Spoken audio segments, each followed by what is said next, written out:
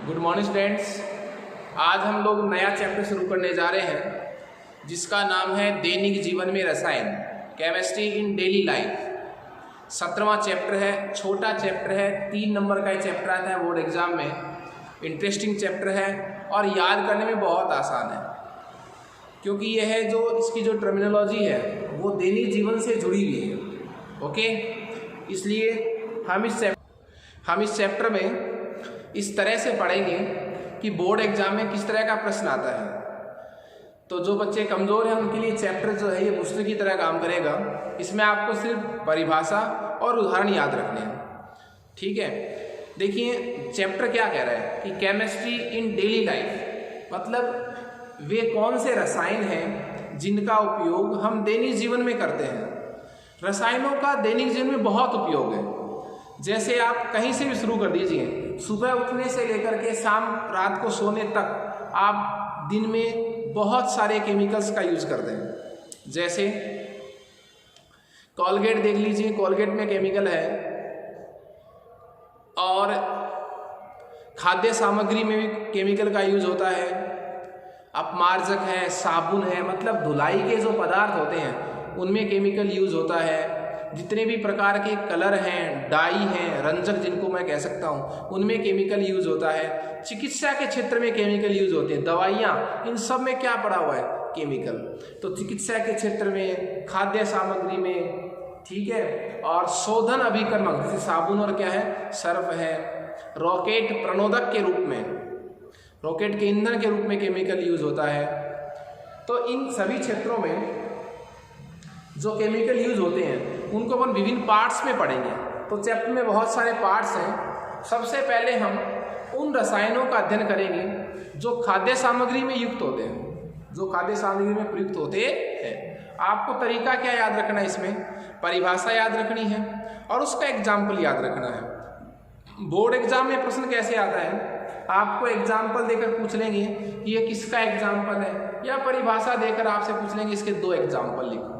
Okay, तो सबसे पहले हम इस चैप्टर का नाम लिखेंगे और चैप्टर नंबर 17 और चैप्टर का नाम है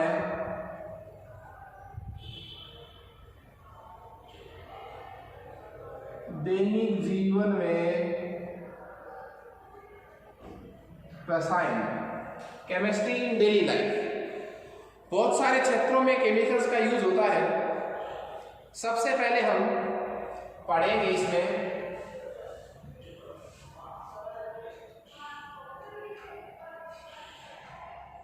सबसे पहला जो क्षेत्र है वो है खाद्य परिरक्षक, फूड प्रिजर्वेटिव्स, खाद्य परिरक्षक, ठीक है। ये एक ग्रुप आ गया है खाद्य परिरक्षक। खाद्य में रसायनों का बहुत अधिक उपयोग होता है। देखिए खाद्य सामग्री में रसायन क्यों यूज किए जाते हैं, उसके बहुत से कारण हैं। एक तो उसको कृत्रिम रूप से मिठास देने के लिए और अधिक मीठा बनाने के लिए, मनचाहा स्वाद देने के लिए हम खाद्य सामग्री में केमिकल मिलाते हैं। खाद्य सामग्री को आकर्षक बनाने के लिए कि कस्टमर को वो क्या कर सके, आकर्षित कर सके, उसके लिए हम भी उसको क्या करते हैं, उसमें केमिकल मिलाते हैं, उसमें कलर मिलाते हैं। आपने देखा होगा त्योहारों के मौसम में जब आप मिठाई लेने जाते हैं दुकान पर, तो मावे से बनी हुई मिठाइयाँ भी आपको बहुत से रंग की मिलती हैं। उन सब मिठाइयों में मावा है लेकिन उनका जो कलर है वो चेंज हो जाता है। तो आपने कलर मिलाया, रंग मिलाया, जिससे मिठाई जो है वो क्या होगी, आकर्षक हो गई। तो खाद्य सामग्री को आकर्षक बनाने के लिए, उसको और अधिक मिठास देने के लिए, उसका मनचाहा स्वाद पाने के लिए, और वो जल्दी से खराब नहीं हो। ये नहीं आज बनाई उसमें केमिकल नहीं होता तो वो 2-4 दिन में खराब हो जाती, तो उसको खराब होने से बचाने के लिए, लंबे समय तक उसको सुरक्षित रखने के लिए कि उसकी जो क्वालिटी है, उसकी जो गुणवत्ता है उस खाद्य सामग्री की, वो नष्ट नहीं होती, जिसमें क्या मिला हुआ है, केमिकल। क्यों? केमिकल मिलने से उस खाद्य सामग्री में बैक्टीरिया का, कवक का, इन सब का संक्रमण नहीं हो पाता, तो खाद्य सामग्री खराब नहीं होती। तो मेरे कहने का मतलब खाद्य परिरक्षक में कि खाद्य सामग्री में रसायनों का प्रयोग क्यों आवश्यक है।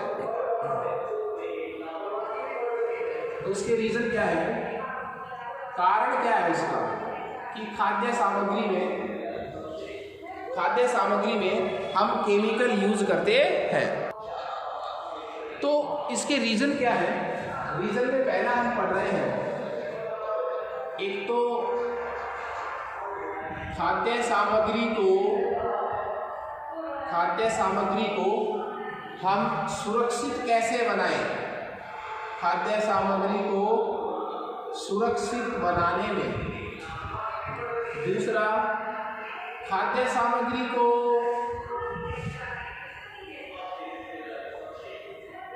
आकर्षक बनाने, खाद्य सामग्री में क्या देने के लिए, कृत्रिम मिठास देने हेतु। ये कुछ कारण है जिनकी वजह से हम खाद्य सामग्री में केमिकल्स को यूज करते हैं। ओके, अब पढ़ेंगे हम खाद्य परिरक्षक की परिभाषा।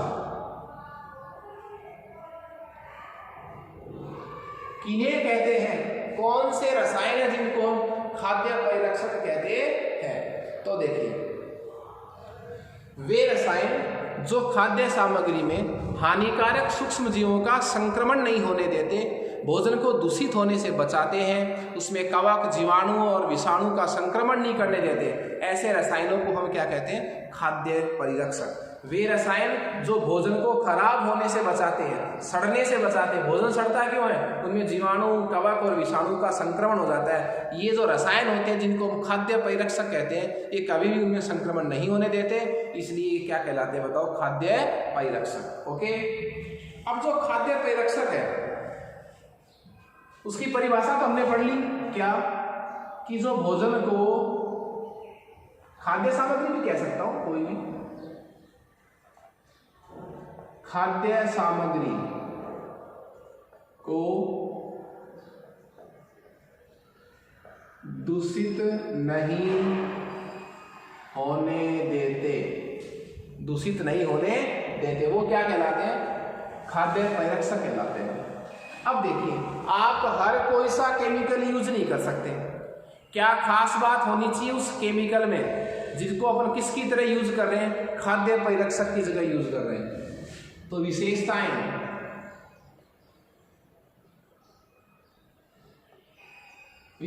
काहे की पढ़ रहे हैं अपन वो विशेषताएं पढ़ रहे हैं कि जो उस खाद्य परिरक्षक में होनी चाहिए, उस केमिकल में होनी चाहिए, तभी हम उसको क्या बोलेंगे कि ये एक उत्तम कोटि का क्या है, खाद्य परिरक्षक है। मेरी बात समझ रहे हैं आप, किसी केमिकल में ऐसी कौन सी खास बातें होनी चाहिए, क्या विशेषता होनी चाहिए, ताकि हम उस केमिकल को एक उत्तम कोटि का खाद्य परिरक्षक बोले। तो देखिए, सबसे पहली विशेषता, कम मात्रा प्रभावी। खाद्य परिरक्षक उसी को कहेंगे, उस केमिकल को जिसकी बहुत कम मात्रा ही उस भोजन को सड़ने से बचा सकती है। ये नहीं हो आधा किलो खाद्य सामग्री है, केमिकल मिला रहे उसमें 1.5 किलो, ऐसा नहीं होना चाहिए। खाद्य परिरक्षक उत्तम कोटि का कौन सा होता है, जिसकी थोड़ी सी मात्रा ही खाद्य सामग्री को खराब होने से बचा ले। तो कम मात्रा में प्रभावी हो,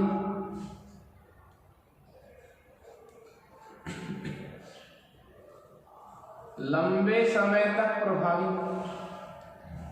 समझ रहे मेरी बात, आज आपने मान लीजिए खाद्य सामग्री को दूषित होने से बचाने के लिए उसमें केमिकल मिला दिया, जिसको मैं खाद्य परिरक्षक बोलता हूँ, फूड प्रिजर्वेटिव्स, लेकिन वो लंबे समय तक क्या होना चाहिए, प्रभावी। कहने का मेरा मतलब नहीं है खाद्य सामग्री को बचाने के लिए ये नहीं हो कि हमें उस खाद्य सामग्री में उसे डेली मिलाना पड़े। एक बार यदि सूक्ष्म मात्रा आपने मिला दी तो वो महीने, 2 महीने, साल, 2 साल तक उस खाद्य सामग्री को खराब नहीं होने दे। ऐसे खाद्य परिरक्षक को अपन क्या बोलेंगे, उत्तम कोटि का खाद्य परिरक्षक। क्लियर है। तो 2 ये महत्वपूर्ण विशेषताएं हैं, एक तो कम मात्रा ही उसकी प्रभावी हो, भोजन को खराब होने से बचा सके, एक लंबे समय तक वो प्रभावी, जो भी मात्रा हम मिलाएं थोड़ी सी मात्रा, वो लंबे समय तक भोजन को क्या रखे, सुरक्षित रखे। ये नहीं हो कि हमें डेली वो मात्रा मिलानी पड़े। तीसरी बात देखिए,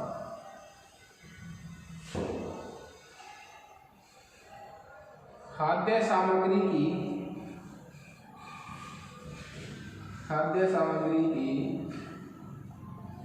गुणवत्ता को नष्ट नहीं करे।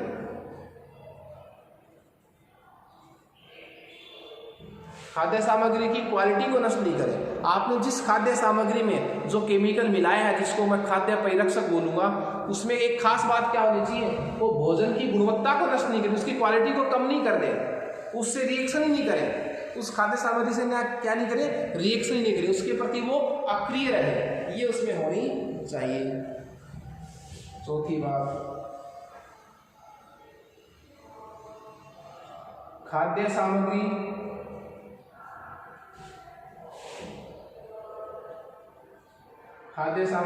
पर हानिकारक बोलो चाहे विपरीत बोलो, विपरीत प्रभाव नहीं डाले। समझ रहे हैं मेरी बात आप?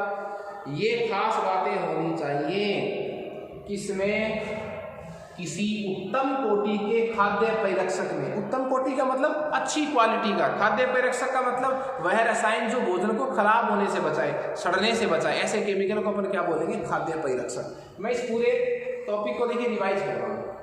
खाद्य परिरक्षक क्यों पढ़ रहा हूँ मैं दैनिक जीवन में काम में आने वाले उन रसायनों को पढ़ रहा हूँ जो हम प्रयुक्त करते हैं। तो सबसे पहले हम उन रसायनों को पढ़ रहे हैं जो खाद्य सामग्री में यूज होते हैं, खाद्य परिरक्षक जिनको बोलते हैं।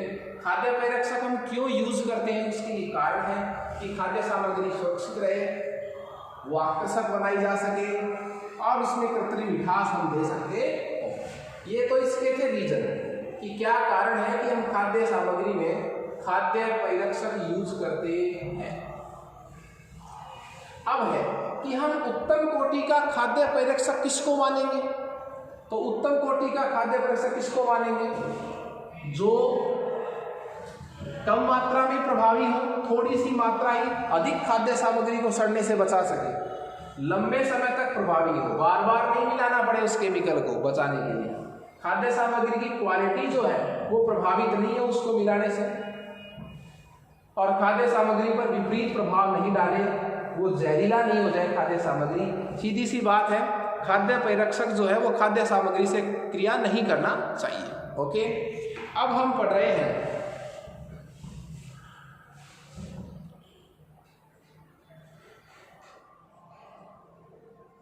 खाद्य परिरक्षक के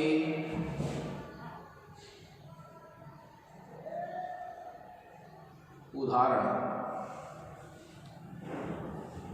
खाद्य परिरक्षक के उदाहरण।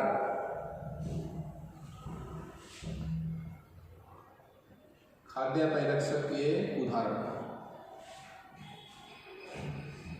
देखिए, खाद्य परिरक्षक के उदाहरण की बात हो रही है साहब, तो सबसे पहला जो एग्जाम्पल है वो है सोडियम बेंजोएट।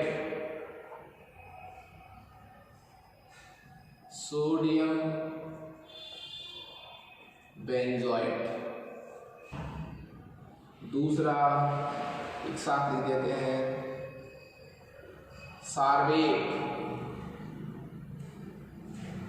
तीसरा हमारे पास है पैराबीन्स।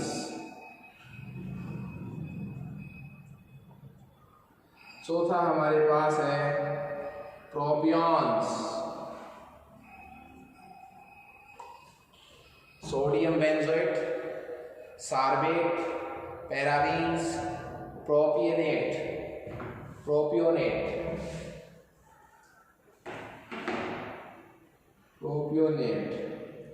ये मुख्य खाद्य परिरक्षक हैं जो यूज होते हैं। सोडियम बेंजोएट का जो उपयोग है वो फलों का रस,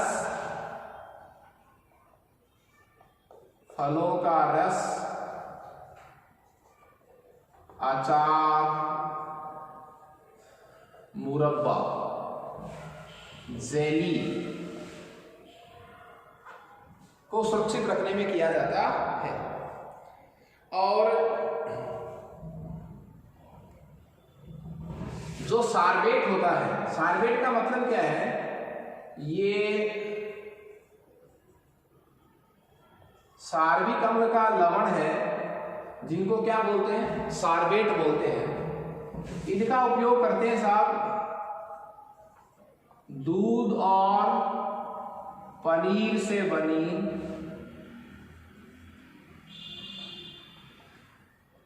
खाद्य सामग्री को सड़ने से बचाने,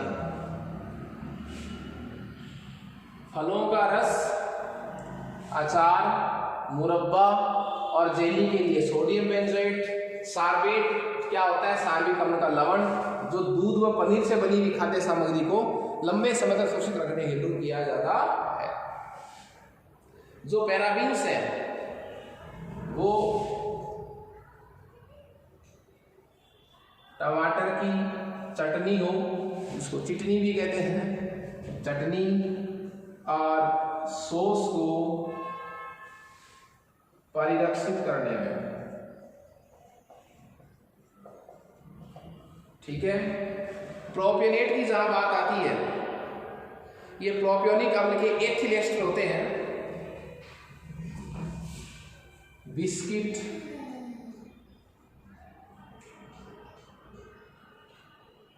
पापड़ के परिरक्षण में एक है potassium metabisulphide, potassium metabisulphide,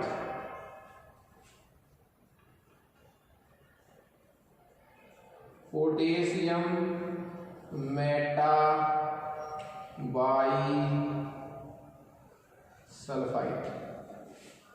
potassium metabisulphide.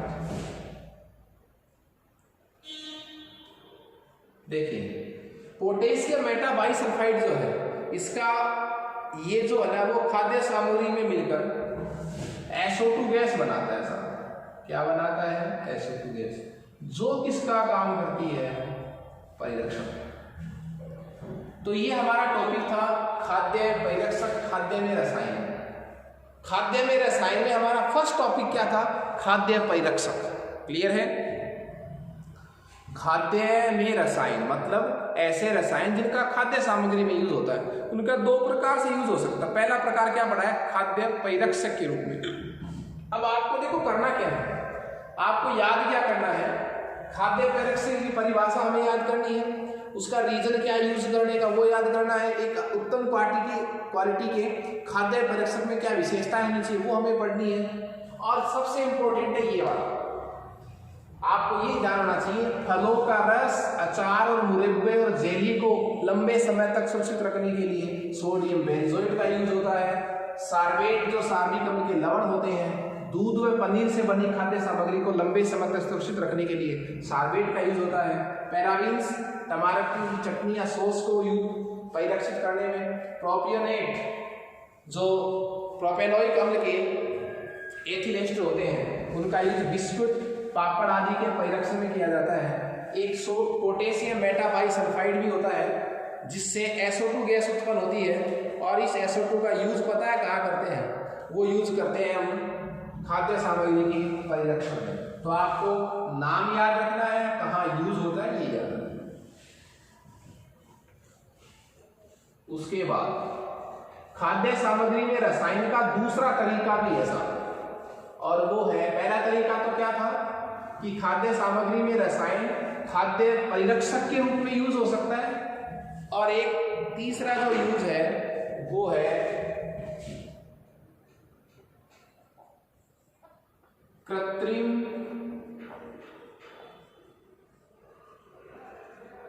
मधुकरण कर्मक। कृत्रिम मधुकरण कर्मक, आर्टिफिशियल स्वीटनर। देखिए कृत्रिम मधुकरण कर्मक क्या है, जो भोजन को कृत्रिम रूप से मीठा बनाते हैं। ऐसे केमिकल, वे रसायन जो भोजन को कृत्रिम रूप से मीठा बनाते हैं, वो क्या कहलाते हैं, कृत्रिम मधुकरण कर्मक। Artificial sweeteners. ओके, देखिए ये भी केमिकल ही, ये भी खाद्य सामग्री में यूज हो रहा है। तो मैं आपको बता क्या रहा हूँ, देखिए वापस सुनिए, खाद्य सामग्री में रसायन 3 प्रकार से यूज हो सकता है। खाद्य परिरक्षक के रूप में, कृत्रिम मधुकरणकर्मक के रूप में, प्रतिऑक्सीकारक के रूप में। तो कृत्रिम मधुकरणकर्मक का मतलब क्या हुआ, वे रसायन जो भोजन को कृत्रिम रूप से मीठा बनाते हैं, वो क्या कहलाते हैं, कृत्रिम मधुकरणकर्मक। ठीक है, देखिए जो केमिकल भोजन को कृत्रिम रूप से मीठा बनाते हैं, ये कृत्रिम मीठा बनाते हैं। सपोज कीजिए आप, ये क्या बनाते हैं, कृत्रिम मीठा। इसीलिए इन रसायनों से कैलोरी नहीं बढ़ती साहब, कैलोरी नहीं बढ़ाते हैं। और इन रसायनों का कोई फूड वैल्यू नहीं होती, भोजन मान नहीं होता है साहब, भोजन मान नहीं होता है। शरीर में पचते नहीं है, शरीर में कैसी अवस्था में रहते हैं,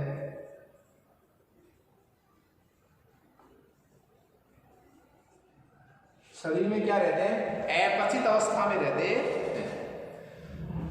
तो ये इनकी विशेषताएं हैं साहब, ये किनकी विशेषताएं हैं, ये विशेषताएं हैं कृत्रिम मधुकरणकर्मक, वे रसायन जो भोजन को कृत्रिम रूप से मीठा बनाते हैं उनके लिए। क्या वो कृत्रिम मीठा होते हैं, कैलोरी नहीं बढ़ाते हैं, कोई फूड वैल्यू नहीं है, भोजन मान नहीं होता उनका, बायोलॉजी की भाषा में वो भोजन की कोई वैल्यू नहीं है, और शरीर में पचते नहीं है। अपचित अवस्था में ही यूरिन के साथ, मूत्र के साथ कहाँ निकल जाते हैं, बाहर। क्लियर है। जो डायबिटीज के पेशेंट होते हैं, मधुमेह के, शुगर के जो पेशेंट होते हैं, उनके लिए ये जो केमिकल होते हैं वो रामबाण है साहब, पेनासिया है। इसकी वजह क्या है, क्योंकि देखिए उनके लिए मीठा बंद कर दिया जाता है डॉक्टर के द्वारा। तो वो लोग क्या करते हैं, उन्हें मीठा खाना है, मीठा बंद किया हुआ है डॉक्टर, तो वो क्या करते हैं, ऐसे पदार्थों को खाते हैं। तो जीभ का स्वाद होता है, जीभ यहाँ गले से नीचे जाने के बाद तो कोई मतलब है नहीं कि मीठा खाया था कि कड़वा खाया था। तो वो उन लोगों को मीठा भी मिल जाता है, उनका स्वाद भी बन जाता है, और उनकी कोई वैल्यू नहीं होती, वो कैलोरी नहीं बढ़ाते, कोई फूड वैल्यू नहीं है, पचते नहीं है, शरीर से बाहर निकल जाते, बस उन लोगों को ये लगता है कि हमने क्या खा लिया, मीठा खा लिया। तो डायबिटीज के पेशेंट के लिए तो ये रामबाण है, उनके लिए तो वरदान है। क्या, कैसे पदार्थ, कृत्रिम मधुकरणकर्मक, ये रसायन है जो भोजन को मीठा बनाते हैं। देखिए जैसे आपने देखा होगा कई बार 1 रुपये में 15-20 चॉकलेट आती हैं, खाने की गोलियां आती हैं, वो बहुत मीठी आती हैं, उनमें चीनी नहीं डालते हैं, उसमें क्या डालते हैं, ऐसे पदार्थ डालते हैं जो मीठा बनाते हैं। आपने बर्फ़ के गोले खाए होंगे, बर्फ़ के गोले के ऊपर जब वो केमिकल डालता है तो कलर, विभिन्न कलर की जो वो केमिकल डालता है तो वो मीठे हो जाते हैं। इतनी चीनी घोलकर मीठा नहीं बनाया जा सकता।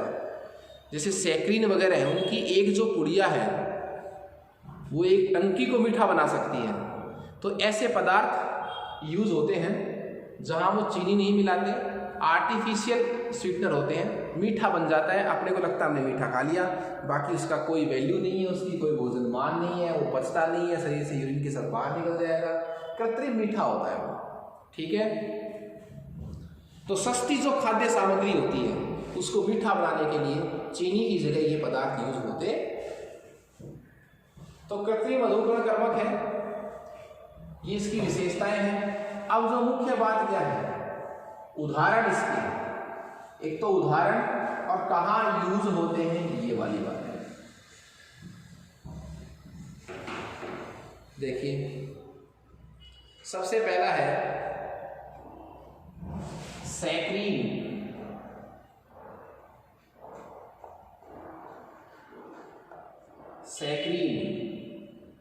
सेकंड नंबर है एस्पार्टिन, थर्ड नंबर है एलिटेम, फोर्थ नंबर है सुक्रालोज। इंपॉर्टेंट है ये, सैक्रीन, एस्पार्टेम, सुक्रालोज और एलिटेम। और सबसे ज़्यादा जो खतरनाक है वो है नेक्टेरिन।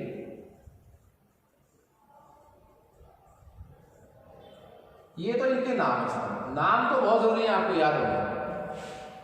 सैक्रीन, ऑर्थोसल्फोबेंजेमाइड को क्या कहते हैं, सैक्रीन कहते हैं। देखिए सैकरीन का जो ऑर्थोसल्फोबेंजोमाइड का जो सोडियम लवण होता है वो मीठा बनाने में यूज होता है। सैकरीन का कैसा लवण, सोडियम लवण जो है वो मीठा बनाता है सर। क्यों? क्योंकि जो ऑर्थोसल्फोबेंजोमाइड जिसको मैं सैकरीन कह रहा हूं, सैकरीन का जो सोडियम लवण होता है वो जल में विलय होता है, इसलिए मीठा बनाने का काम उसका सोडियम लवण ही करता है। तो चीनी से 600 गुना मीठा है। चीनी से क्या होता है? 600 गुना मीठा। एक्चुअली सैकरीन जो है वो पानी में नहीं घुलती है, वो मीठा नहीं बनाती है। सैकरीन तो जल में विलय अविलय होती है, लेकिन सैकरीन का जो कैसा लवण होता है, सोडियम लवण, वो जल में क्या है? विलय। और चीनी से कितना गुना मीठा है? देखिए आप 600 गुना मीठे का मतलब क्या हुआ? आप 6 बोरी चीनी जहां यूज कर रहे हैं, 6 बोरी चीनी, 6 क्विंटल चीनी, वहां आप 1 किलो सैकरीन यूज कर दीजिए, बात बराबर है। तो इतना मीठा होती है, 600 गुना ज्यादा पावरफुल होती है चीनी से। उसके बाद एस्पार्टेम चीनी से 100 गुना ज्यादा मीठा होता है साहब। चीनी से सुक्रोज से, चीनी का मतलब क्या हुआ? सुक्रोज। चीनी से 100 गुना मीठा होता है। खास बात क्या है?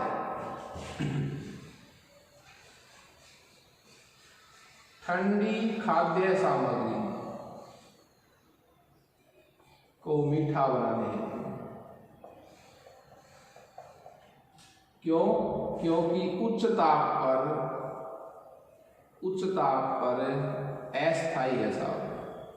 बात समझना आप क्या कहना चाहते हैं। बात यह है कि एस्पार्टिन एक कृत्रिम मधुकरणक्रमक है जो भोजन को कृत्रिम रूप से मीठा बनाता है। चीनी से 100 गुना मीठा है। ऐसी खाद्य सामग्री को मीठा बनाता है जो कैसी होती है? ठंडी अवस्था में। मतलब टेम्परेचर क्या होना चाहिए? कम ताप पर यह काम करता है। यदि आपने उस खाद्य सामग्री का टेम्परेचर बढ़ा दिया तो ये पदार्थ उस खाद्य सामग्री से क्या हो जाएगा? अलग हो जाएगा। तो उच्च ताप पर यह क्या होता है? अस्थायी होता है। जो सुक्रालोज है वो भी चीनी से 600 गुना मीठा है। भोजन के ताप पर स्थायी होता है साहब। भोजन के ताप पर स्थायी। खास बात देखिए आप, जितने टेम्परेचर का हम भोजन खाते हैं उस टेम्परेचर पर ये अच्छी तरह काम करता है। कौन? सुक्रालोज। क्लियर है? ये ठंडी खाद्य सामग्री को मीठा बनाने के लिए, ये उस खाद्य सामग्री को मीठा बनाने के लिए जिसका टेम्परेचर किसकी तरह है? खाने वाले भोजन की तरह है, उस पर ये सुक्रालोज काम करता है। अब बात रही एलिटेम की, तो जो एलिटेम है वो चीनी से 2000 गुना ज्यादा मीठा है साहब। सबसे खास बात क्या है इसकी, एलिटेम की? इसकी मिठास को कंट्रोल नहीं कर सकते। इसकी मिठास को क्या नहीं कर सकते? कंट्रोल नहीं कर सकते। उच्च ताप पर स्थायी होता है। जो गर्म खाद्य सामग्री होती है उसको मीठा बनाने के लिए किसका यूज करते हैं? एलिटेम की। प्रमुख समस्या क्या है एलिटेम की? इसकी मिठास को कंट्रोल नहीं कर सकते। चीनी से 2000 गुना मीठा है। नेक्टेरिन की बात करें तो चीनी से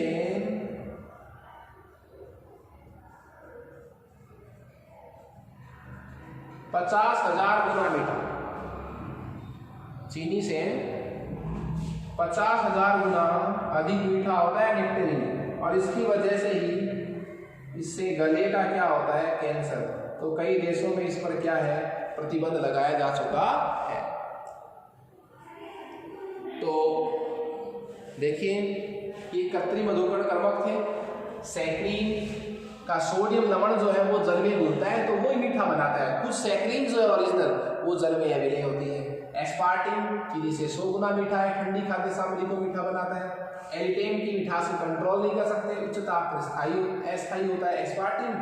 और सुक्रालोज जो है वो चीनी से 600 गुना मीठा है, भोजन के ताप पर स्थायी होता है। उच्च ताप के लिए एलिटेम, भोजन के ताप पर सुक्रालोज स्थायी होता है, और कम ताप पर एस्पार्टिन स्थायी होता है। नेक्टेरिन जो है वो उससे गले का कैंसर होता है। चीनी से 50,000 गुना अधिक मीठा होता है। ओके, तो ये हमने कुछ केमिकल पढ़े हैं जो खाद्य सामग्री में यूज हो रहे हैं। और खाद्य सामग्री में यूज होने वाले केमिकल्स को हमने अभी दो प्रकार पढ़े हैं। एक तो वे केमिकल जो परिरक्षक का काम करते हैं, जिनको खाद्य परिरक्षक बोलते हैं, भोजन को सड़ने से बचाते हैं। दूसरा टाइप क्या पढ़ा है हमने, कृत्रिम अधोकरण क्रमक, जो भोजन को मीठा बनाते हैं। तीसरा टाइप अपन पढ़ेंगे प्रतिऑक्सीकारक, एंटीऑक्सीडेंट, जो भोजन को खराब होने से बचाते हैं, उसका ऑक्सीकरण नहीं होने देते। और एक पढ़ेंगे खाद्य रंग, खाने को आकर्षक बनाने के लिए सब जो कलर मिलाते हैं वो भी क्या होते हैं, खाद्य रंग, वो भी क्या होते हैं, केमिकल। ओके, तो ये दो टाइप जो अपन कल पढ़ेंगे नेक्स्ट क्लास में। Okay, thank you students.